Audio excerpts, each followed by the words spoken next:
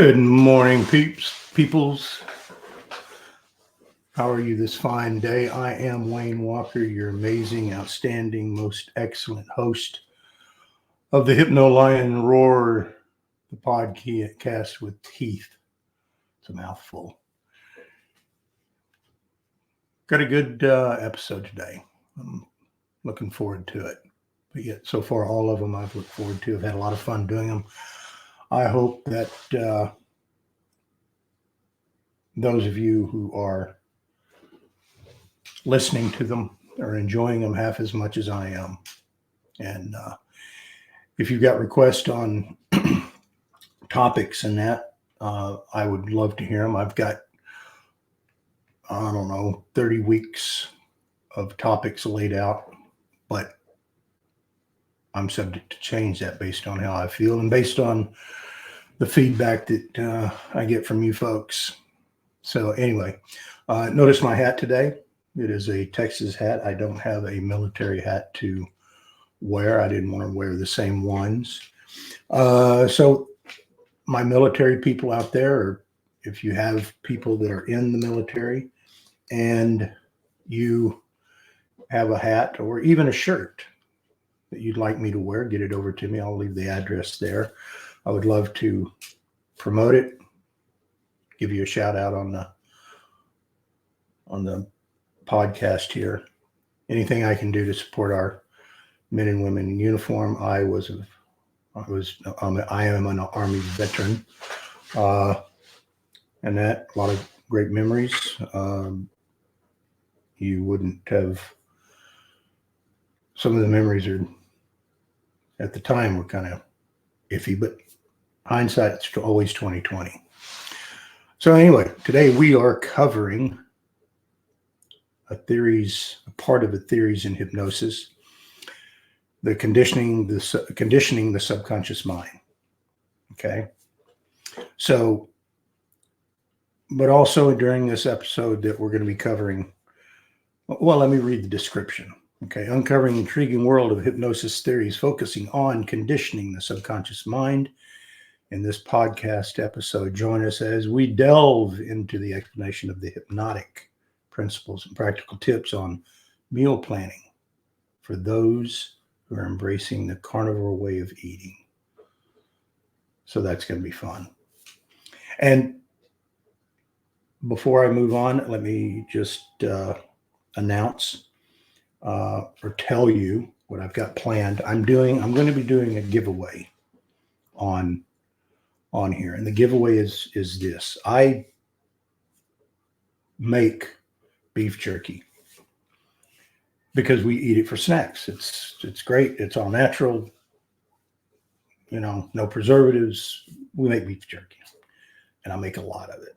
And normally when I make it, I'm making, I'm taking, 10 pounds of meat and making beef jerky out of that. And I end up with, 4 or 5 pounds, maybe half the weight. And it's really good. Every time my family hears that I'm making jerky, they're sending me messages to send some out to them. But anyway, I am going to do a giveaway of some of my beef jerky. And I don't know the details yet on how I'm going to give it away. You're going to have to do something for me in way of promoting or that. I just have to figure out a way to measure it and get your name. And then I'm going to choose 2 people that I'm going to send out a pound of my beef jerky to. Now, this is not something that I sell. It's something that I make for me and my family and that. But I wanted to share it, give people an opportunity to taste an amazing product that I make. I enjoy making it. And no 2 batches are the same because I'm not anal retentive enough to write down any recipes. And my wife is always talking about, well, you need to write down the recipe because this is good. And it's like, I have intentions, but it never gets done. So I need a secretary. I need somebody to follow me around to do all those detail things. I'm not a detail person. I'm a big picture kind of, I only do the details when I have to or when my wife says no. Anyway, so today, theories of hypnosis, conditioning the subconscious mind. Okay. And make no mistake about it. The subconscious mind must be conditioned in order to put into it and get out of it what you want.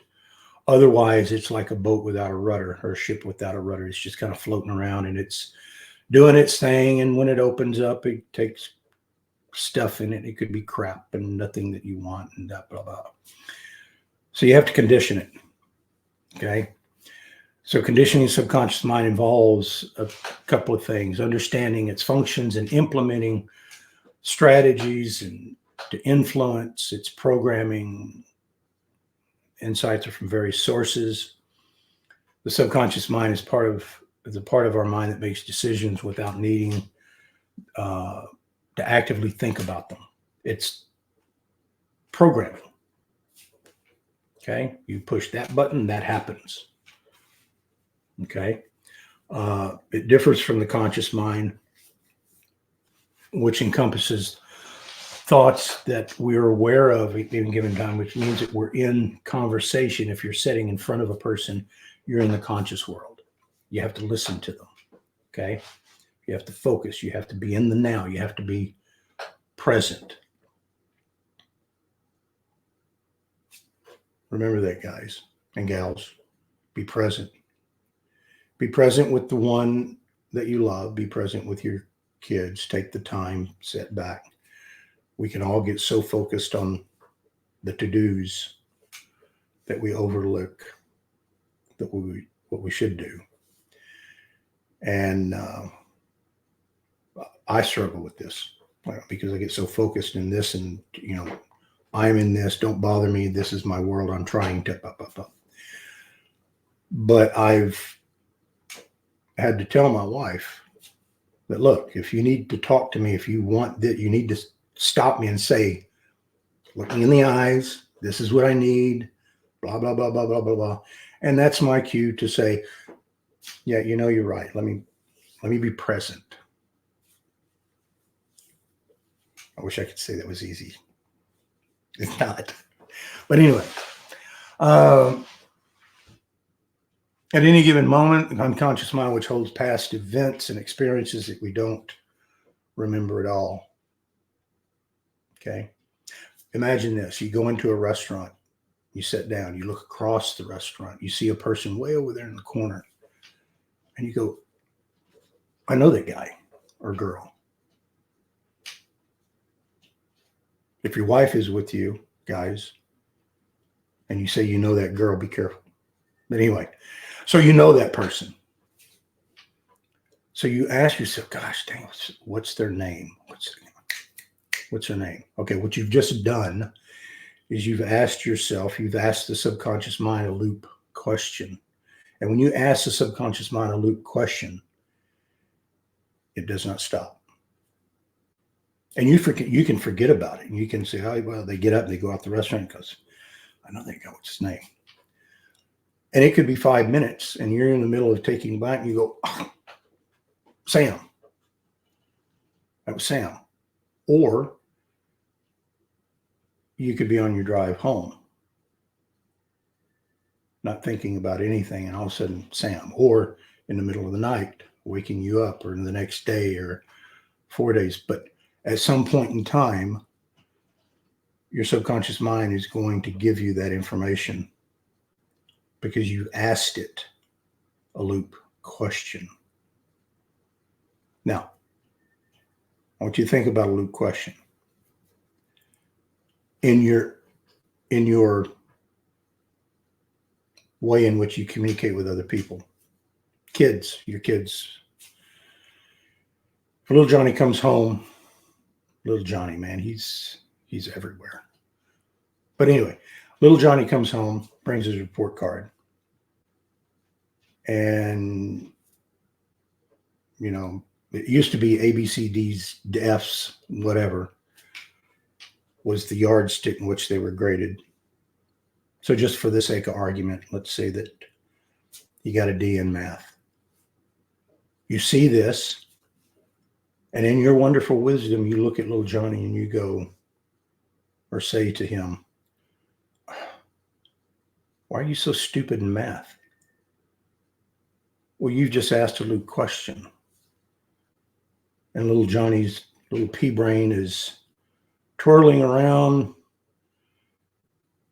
And that question is, why am I so stupid in math? And that subconscious mind goes, you're so stupid in math because of this, and because of this, and because of this. And the next day, he's at school and he's in math, and oh, you're so stupid in math because of this. And as a parent, you've just created an issue with little Johnny and his math. Not because you did it on purpose, but because whatever, that's the way that you presented it. The better question would have been, oh, little Johnny, you got a D in math. What is it we have to do to get you better in math? What do we need to do? What are the areas that you feel that you're weak in math on? Let's work together on this. Take some responsibility as a parent and quit relying on the schools to do a lot of the job that you're supposed to be doing. Be careful the questions that you ask and the way that you approach your children, because you will create issues with them. Not because you meant to, but because maybe that's the way you were raised, or you have your own things going on that maybe you need to re-examine. Just a thought. Anyway, so the habit, the subconscious mind it creates the habit. It's resistant to change. Habits are resistant to change because they're organized in such a way that they're moving you forward and you don't have to think about them. Operating in low vibrational frequency, like hypnosis during the first 7 years of life after the habits are formed, and repeating something over and over and over and over again. Okay. Imagine starting a new job. You go to the job, whatever it is, and you have to do something that's repetitive. Okay. And you start the process. They teach you what to do. Now, what's going to happen is you're going to start that, and your little pea brain is going to start looking at ways to make the job easier and more palatable to you. You're going to be thinking outside the box. And they may not want you to think outside the box. They may say, this is the way that you're going to do it, which time at the water cooler you're going to bitch about, well, the way they do it is so stupid. I can make this so much simpler. Okay. But you're looking at the little piece of the puzzle here. You don't know the big picture of why these things are. Maybe you should learn. Anyway, so that's what we do. But you settle down into doing a repetitive motion or something repetitively over and over. And then pretty soon it becomes habit. It becomes something that you don't have to think about. And you can do it, and you can talk about whatever and this, or think about, the vacation you're getting ready to go on next week, or whatever the case may be. Okay. So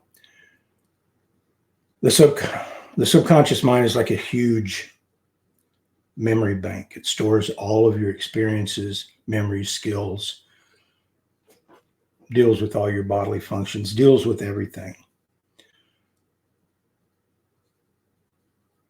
And with every idea, emotion, memory, or image from the past is being formed of communication from the conscious or subconscious mind to the conscious mind. Okay. We think in pictures. We don't think in words. That's why images are so powerful. Okay. That's why the old saying, of pictures worth 1,000 words. I'm up for that because I don't like talking sometimes anyway. I deal in short sentences with people. Something I have to work on. But anyway, so if I show you this lemon, you know that it's a lemon. And I start painting a picture of this lemon for you to where I can activate the memory, a past memory of you having an experience with a lemon, however that experience may be. Maybe it was a wedge of lemon on your iced tea when you ordered it, or when your meal came out and you had fish and you had a wedge of lemon on the side of the plate, and you take it and you squeeze it. When you do that, you smell the aroma. The aroma permeates the air, and you give it a squeeze and you see the juice drip, and really focus on that juice. And then imagine that if you were to stick your tongue out on that thing, and just as you're bringing it towards your mouth and you've got your tongue out and you're anticipating on touching that lemon, that juicy lemon, with your tongue, and you think about the tartness it's going to explode in your mouth all of a sudden. And then when you finally touch it, many of you right now, as I explain that scenario, your jaws tightened, you started salivating. You may even had to have swallowed because of saliva built up in your mouth. And all of this happened because of an image. And some of you are going to send me a message, go, oh my God, I experienced that lemon as if it was real, because it was real. And you experienced that before, so that memory came back, you relived it. It's nothing different than going on the most amazing vacation and coming home and telling somebody about it, and you're reliving the experience. The sights, the smells, the feelings of this and that, and the excitement and that. Or it could be a negative, and you're reliving that, and you can make it just as real. And if the person that you're telling has had a similar experience, oh yeah, I remember this, and then they want to tell you, and maybe they interrupt you in your story and say, oh yeah, but blah, blah.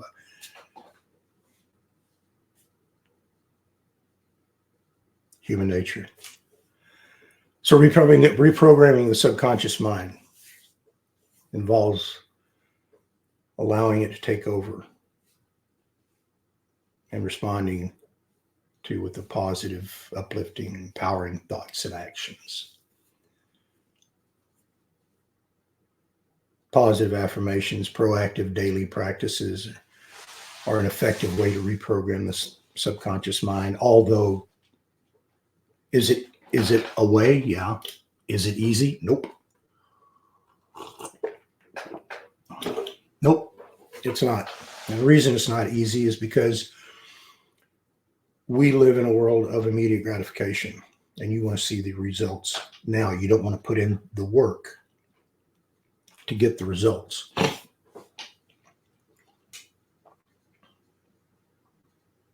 So you have to be steadfast in what you do and what you want. And if you want easy, I mean, there is easy. I'll explain that in a minute.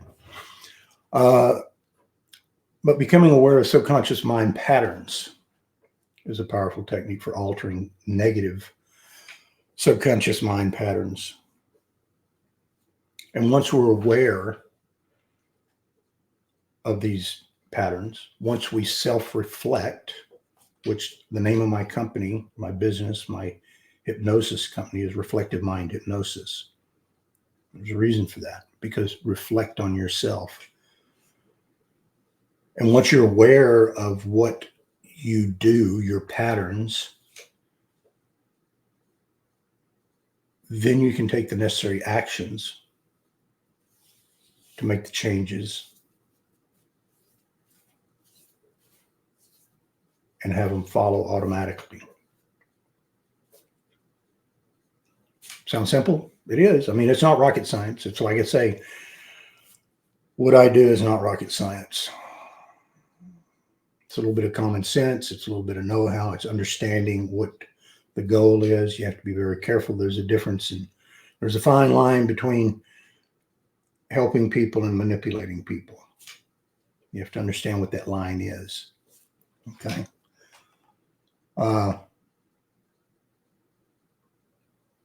So there's easy ways to overcome those. Impact on well-being. Trauma. Trauma is stored in the subconscious mind and can prevent people from finding peace and experiencing true happiness, and leading them to seek compensation or escape from their thoughts. I had a gentleman call me yesterday, and he called me because he wanted to find a hypnotist for his wife. And they've been married 32 years. He was explaining to me, after 32 years, she shared with him that as a child, that she had been molested by 2 family members, both uncles. One has now passed away. They had developed dementia, or actually passed away, and then the other one has the onset of dementia. And all of a sudden, after 32 years, which she never shared any of this with her husband, and there's a reason for that. There's fear, there's shame, there's embarrassment. So you keep that stuff in, and it festers. And at some point in time, you can keep it in. You can keep the lid on it, but at some point in time, it's going to want to escape and get out, however it is. Okay.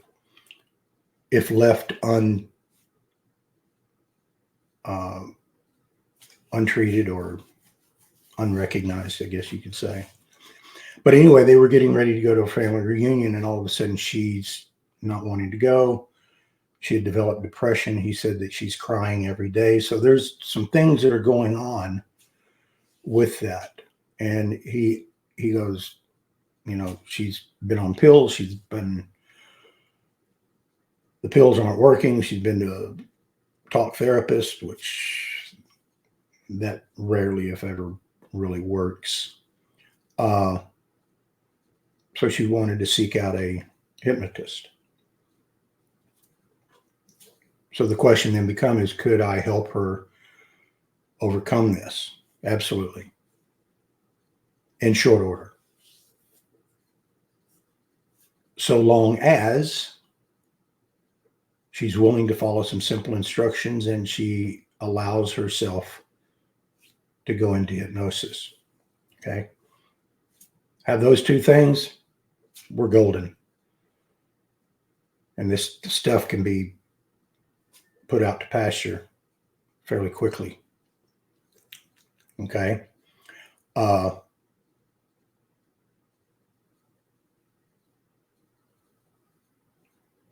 But people have a tendency to want to hold on to things, whether it's because it's a part of them, it's part of their identity, or that, and it's, there could be a fear of releasing it. But a lot of times the people ask, well, I want to find out why. I want to go back and, I don't remember certain aspects. I want you to help me remember. Now we're getting into some areas that I will question. If a person has missing memories from the past, I do not actively seek out to recover those things or have them remember, because I don't want to create issues in a person. Can I help them recover them? Probably. High probability of yes, I can help them recover them. But what's the purpose? Why? God put 2 eyes in front of her head, not the back, for a reason. There's not a thing you can do about history. It's written in the stone tablet of time. It's there. What's the purpose of knowing? Okay. What issues will it cause by knowing? So my approach is a little bit differently. Well, maybe not than from other hypnotists, but I tend to go forward, release that stuff to where it doesn't affect them anymore. And once that pressure is released, then they can look back on it and really ask, okay, why? And high degree probability is they don't go back and seek the why, because the issue has been resolved, so they can move forward and release it, and they're not dragging that crap with them. Okay. So anybody that tells you got to investigate and this and that, that's a bunch of bullshit right here, Texas. No bullshit. All right. I'm a firm believer in leaving stuff in the past, getting over it. And once you get over it and once you separate it and you're no longer affected by it, then if you want to go back and find out the why to where you're not emotionally connected to it as you're doing it, knock yourself out. I'm not going to help you do it, but you can put the subconscious mind to work on it and probably pull it out. So anyway, so by understanding the function of the subconscious mind and implementing strategies to influence it, you can program individuals to work towards conditioning their subconscious mind to support their goals and overall well-being. Okay? The subconscious mind, you need to look at the subconscious mind as a tool. It is a tool that is there for your usage. Powerful tool. Now, what I mean by conditioning subconscious mind is to work with a person, put them into hypnosis, preconditioning it to go into and be in hypnosis so that it can be preconditioned to accept new information or programming. And the best thing is that you, after a period of time of working with the hypnotist, can take charge of this. You see, a lot of people will go and they want to know about self-hypnosis. And they'll go online and they listen to these pre-recorded hypnosis sessions or that for various things. And for the most part, they fail. And the reason they fail is that you've got no yardstick to measure it by. Okay, and what I mean by that is you don't know whether it's being done right or wrong, or how you're supposed to feel, or are you in hypnosis? Are you not in hypnosis? Blah, blah, blah, blah, blah, blah. And that's what I tell people is, look, work with a hypnotist so they can get you into hypnosis, lead you into deeper hypnosis so you can allow yourself to experience it, and then you're going to have a yardstick to measure it by, because the experience that you now have is an accurate representation of being in hypnosis. Okay?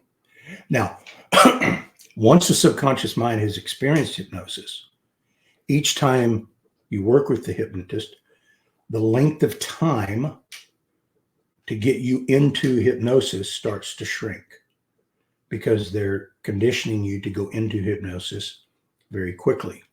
Okay? Which means that on the front end, I may spend, now, let me qualify this.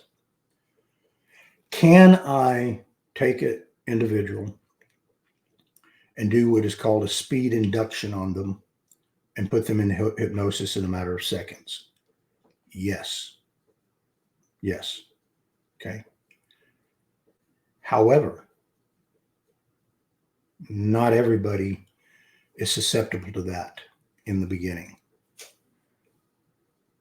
It may or may not work. Okay. So what I do is I take my time with everybody. And depending on the personality of them, it will make it just, will affect the words that I use and how I approach it, the maternal versus paternal approach, and all this other stuff that I look at. And I take them this time, just imagine this time, this is a length of time, whatever that time is. It could be 15 minutes, 20 minutes, 30 minutes, it could be an hour, whatever the case may be. But I'm going to take my time, because that's what this session is for, to get them into hypnosis to the depth level that I want them at. And then I start my work from there. Now, on the second session that I work with a person, that length of time, because I preconditioned them with certain words, and those certain words are, when I work with them individually, or if they get a recording that I give them and they hear those words, the subconscious mind goes, and the time is shortened. So let's say the second session goes from first session, let's just sake of argument, 30 minutes. Second session, 15 minutes. Because again, I'm leading them into hypnosis to a level or a depth that I want them to be at, to have success at what we're going to do. And then the third session goes from 15 minutes down to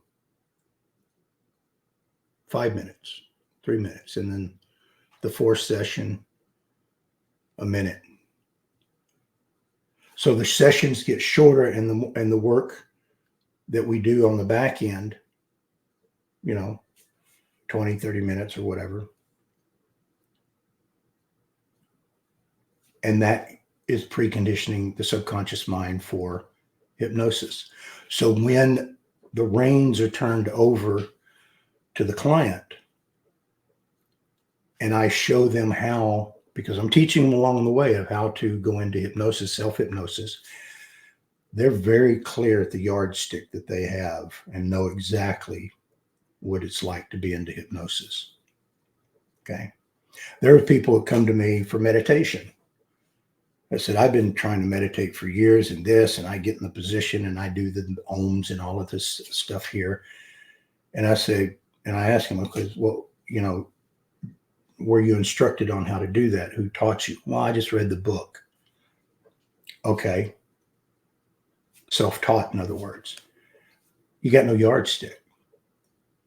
So I tell people, look, follow this. I'm going to hypnotize you. And by the time we're done our work together, your meditation life is going to change. Same thing with prayer. See, a lot of people, when they pray, it's like sitting down at a meal and say, please bless with food, blah, blah, blah, blah, blah.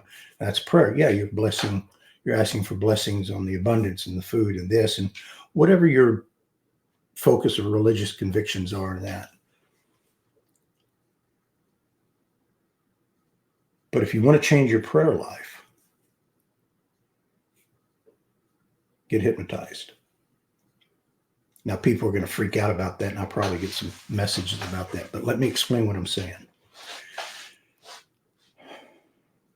When you go into hypnosis, because hypnosis is a destination, you're going into hypnosis, okay?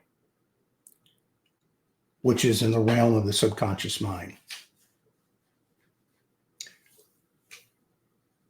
When you pray, if you want to pray and move your prayer to a different level, then you go into prayer. And if you look at the verbiage from past writings, old writings, the words they use are going into prayer. You need to go into prayer. It's a destination. Now, there's not a destination just for prayer and then a destination just for hypnosis, a destination for self-reflection. You're accessing all the same place, the same thing, the subconscious mind. What is different is the intent of what you're doing it. And when you go into prayer and you're going into the subconscious mind, you're going to a higher level. You're going to the higher self, and your prayer life will change. The connection will change. The clarity will change. The understanding will change. Okay? And this is a subject that we can delve into at a later date.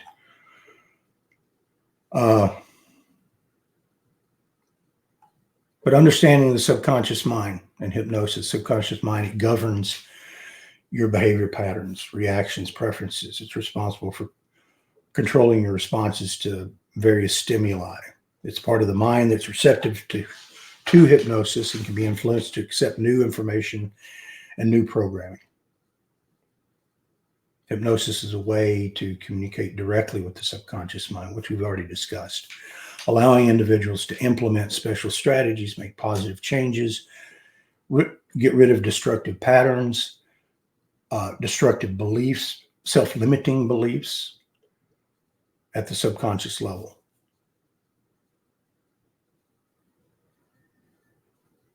And all of this can shift outcomes and shift behaviors. The old saying of you can move mountains if you know how to move mountains, if you know the techniques.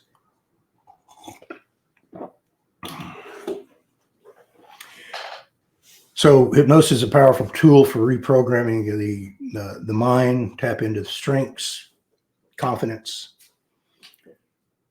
eliminate self-limiting beliefs. For those of you out there who've ever been to a motivational seminar, pick a motivational speaker, just pick one. And you've been to the motivational seminar. So you go to the seminar, you're there, you've got your notebook or you've got the paperwork they're giving you to take notes, and they're talking and they're up there and they're doing all of this, which I can guarantee you there's some hypnotic language being used. Okay. And they get you all riled up and belief, and you're just excited and you've got some ideas and this and all of this wonderful stuff. And you spent the next 4 or 5 or 6 hours of the day, or maybe it's a weekend or whatever, and you're just excited. You leave that environment, you go home and you're going, I've got the answer. And you embark on implementing what you've learned. The first 3 days, you're there, you're on it. Coming into day 4, the excitement starts to drop.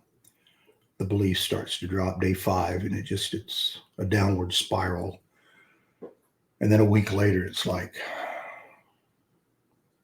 back to the same old patterns. So did the talk fail? No.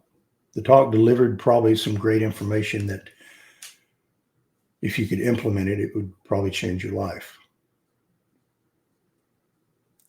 But what you didn't do was change the 6 inches up top, the 6 inches in between your ears. You didn't eliminate the old programming. You didn't implement the new way that you're going to do to support what you're doing. Because you can do things with willpower, but willpower is not sustainable. Willpower is for short-term bursts to accomplish something. It has a beginning, has an end, and you're done and you move past it. If you have to use willpower to sustain something for any length of time, at some point you will go into what I call emotional shutdown. And it's like boom, boom, boom, boom, and then boom, you shut down. And then all of the other crap that you've been programmed with, what's the use? I can't change. This is not going to work. I'm blah, blah, blah, blah, blah, blah, blah. And then there you go. And it's a vicious cycle. So you got to figure out how to use the tool that we all have, subconscious mind, and how to make it work. Change it. That's the thing. Change it. Okay. There's something called covert hypnosis, subconscious behavior conditioning. Covert hypnosis is an attempt to communicate with another person's unconscious mind without informing the person that they will be hypnotized. And it aims to change the person's behavior subconscious so that it targets, believes that they've changed their mind of their own will, their own, they've made a decision to change their mind. And when performed successfully, the target is unaware that they were hypnotized or that anything unusual has occurred. Now, you may look at this and you may hear this and go, yeah, I don't believe that for a second.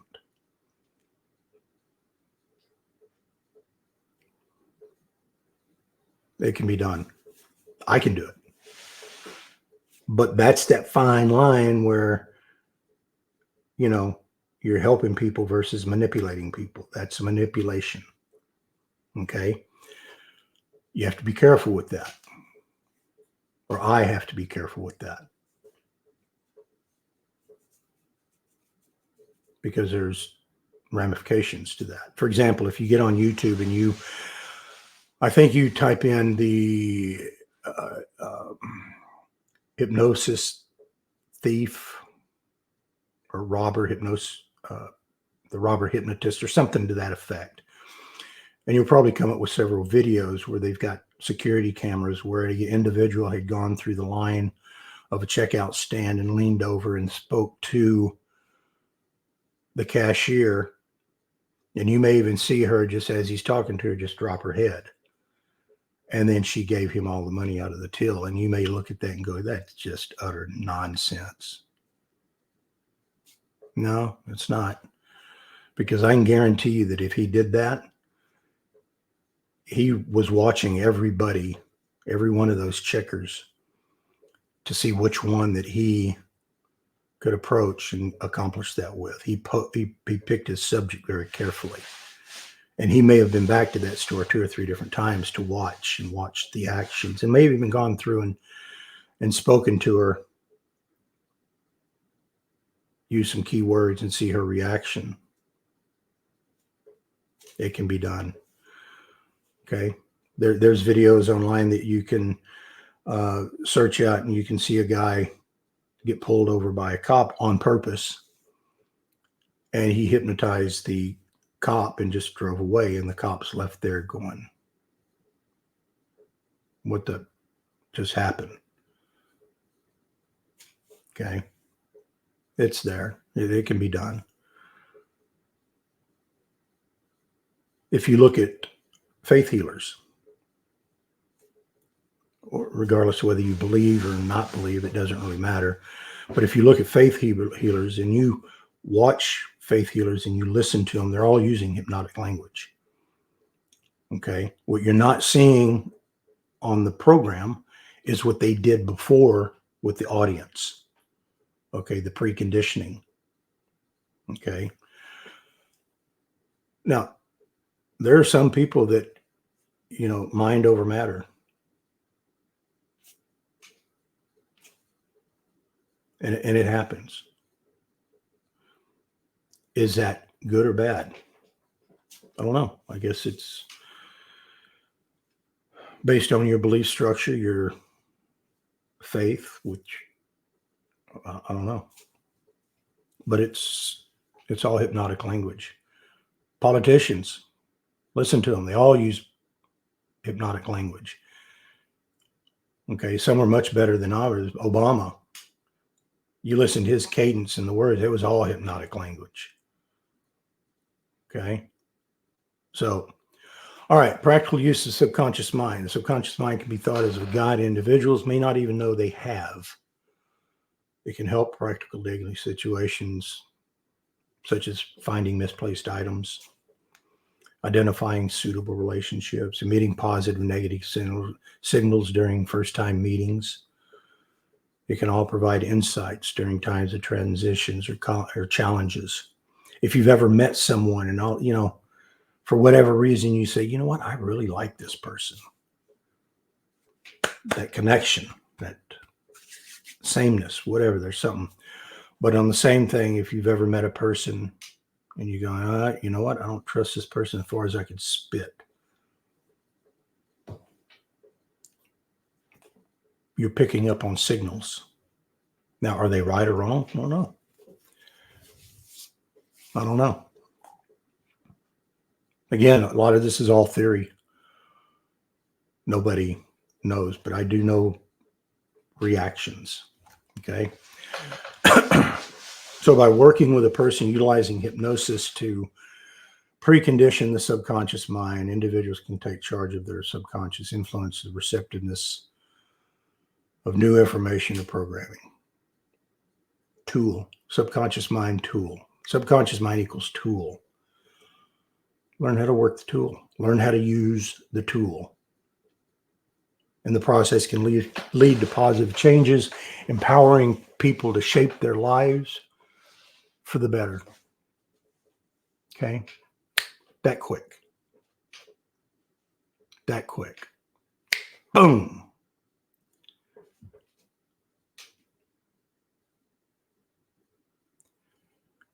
It's all in what you're open to. It's not woo-hoo.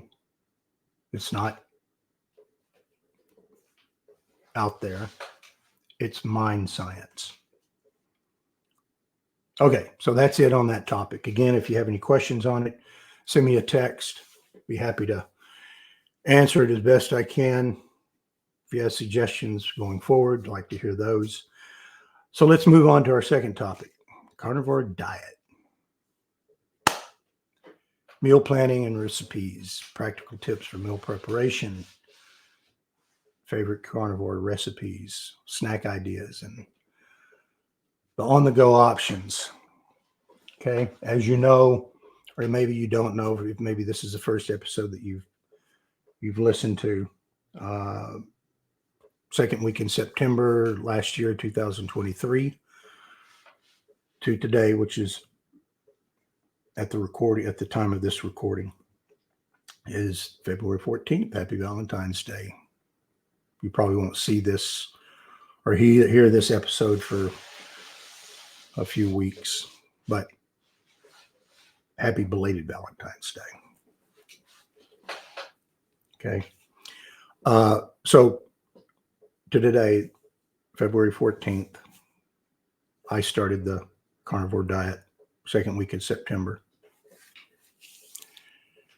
And I'm down just right at about 80 pounds. Applause. Amazement. I feel better and I'm healthier than I have been in a long, long time.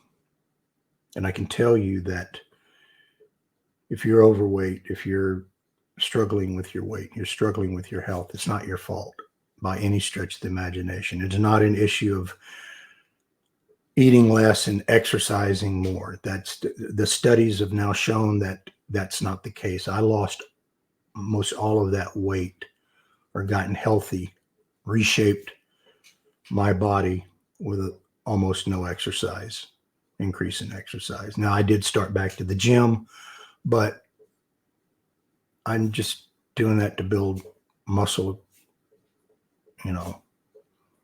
It's not the reason. It's not. Is it going to help in the long term? Yeah, it's going to help in the long term. You use your muscles, you keep flexibility and all. That's all good.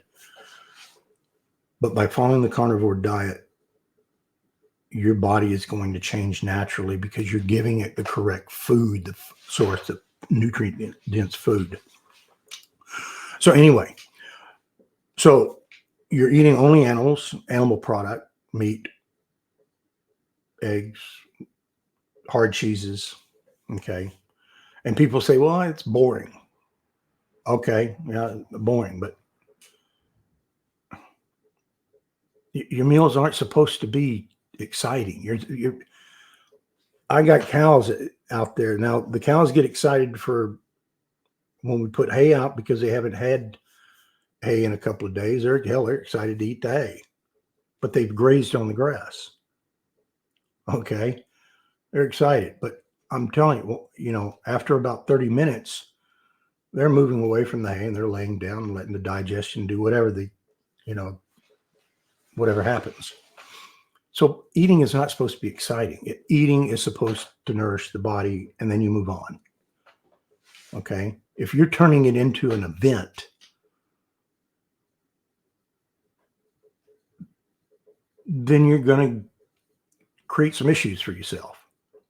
Not to say that you can't do that every once in a while, but just freaking eat to live and quit living to eat. So anyway, so setting clear goals, establishing goals for the carnivore diet, such as the weight management. Here's my experience. I never tell people what to do. So I have to be careful with my words when I start to say, well, here's what you need to do. No, I'm going to tell you things to think about.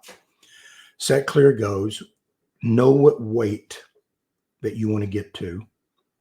Start your eating that way, and you weigh yourself every morning when you're right after your feet hit the ground, and you weigh yourself. You go to the bathroom first, do the elimination, do whatever your daily constitution at that time, come back and get on the scale and record your weight, because that is the weight that you're going to deal with. If you wait for a couple of hours, you're going to weigh more because of water weight, because of this and that.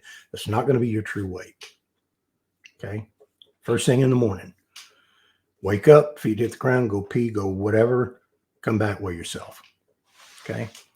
Write it down. I have an app on my phone. I record my weight most every day, along with my blood pressure. Okay. Which, by the way, is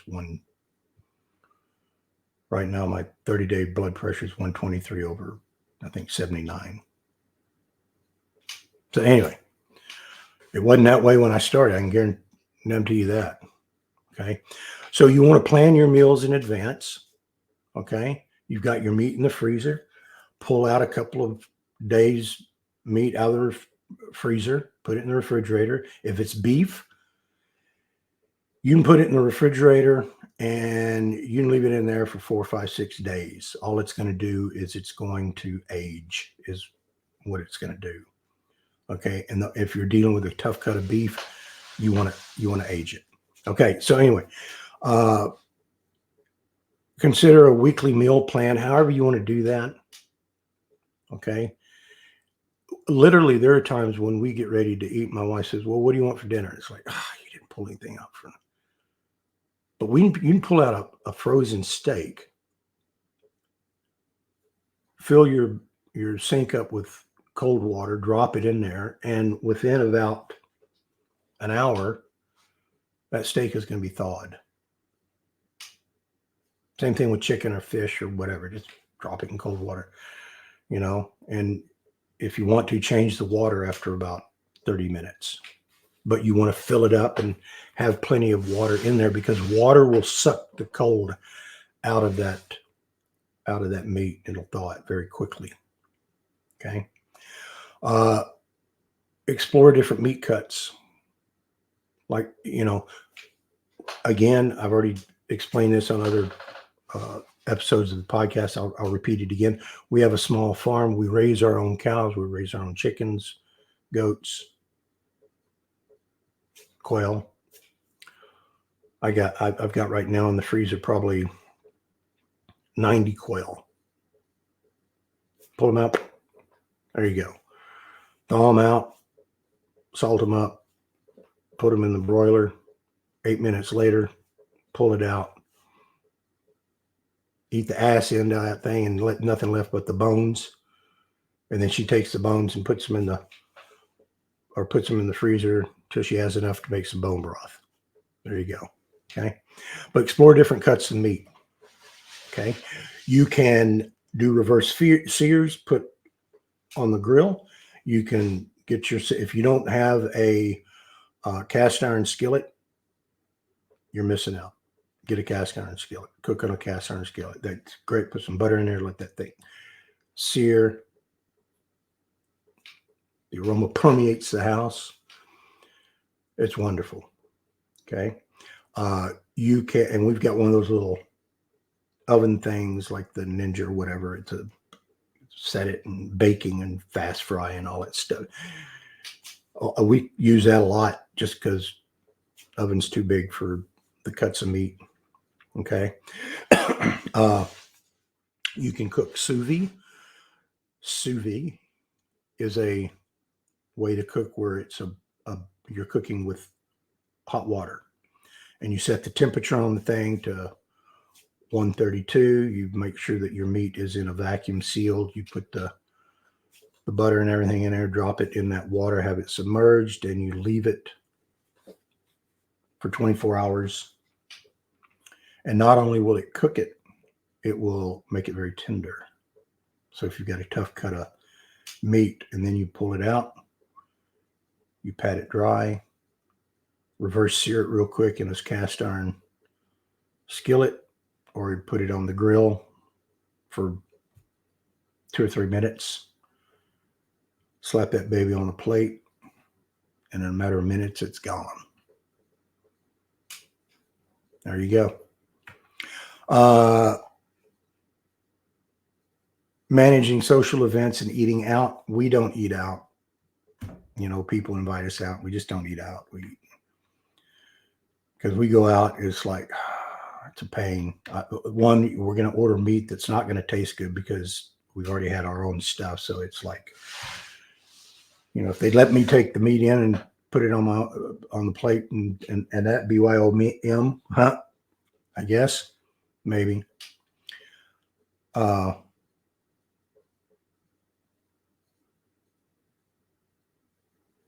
And sometimes I don't like being around people any damn way.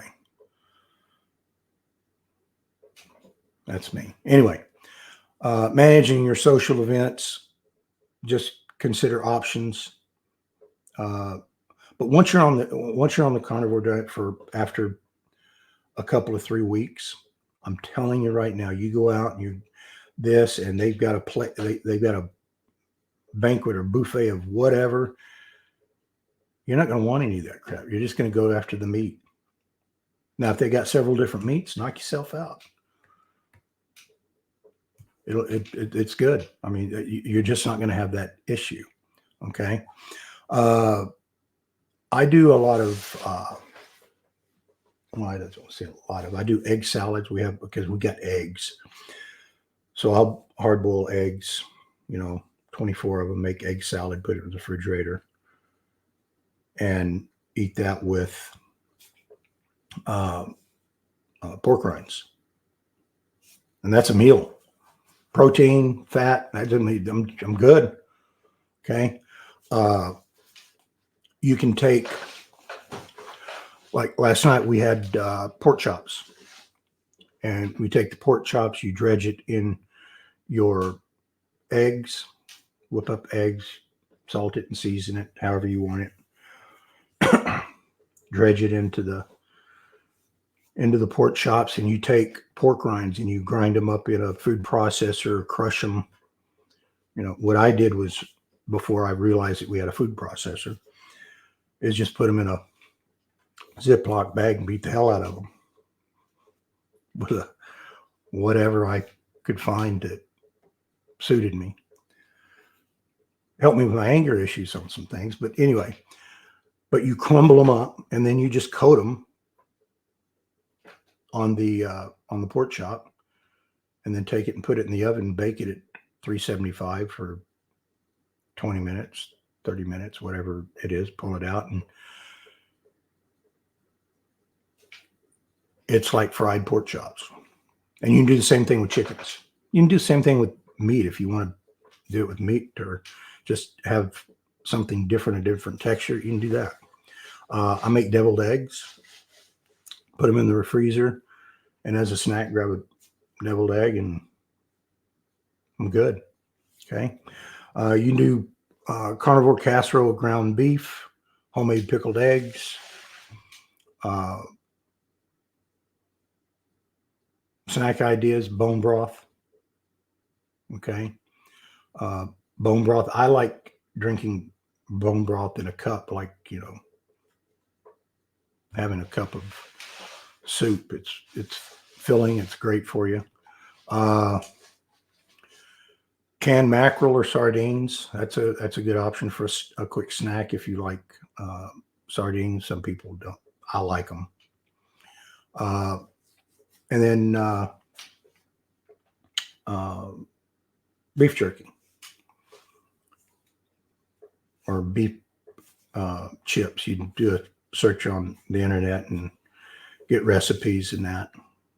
I may do a recording of making some of this stuff if you guys want. Just let me know. But there's ways to make it more enjoyable for you if you want to do that. I mean, I'm kind of simple. Let's not make a big deal out of it. Okay. Because I enjoyed cooking, and I used to spend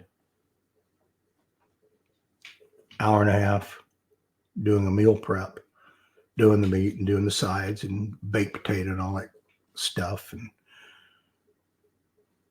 I don't do that anymore. Meal prep is 15 minutes. If it takes longer than that, I'm not doing it. Okay. What you can do is make some get hamburger meat, preform it into patties, lay it out, and just freeze it on a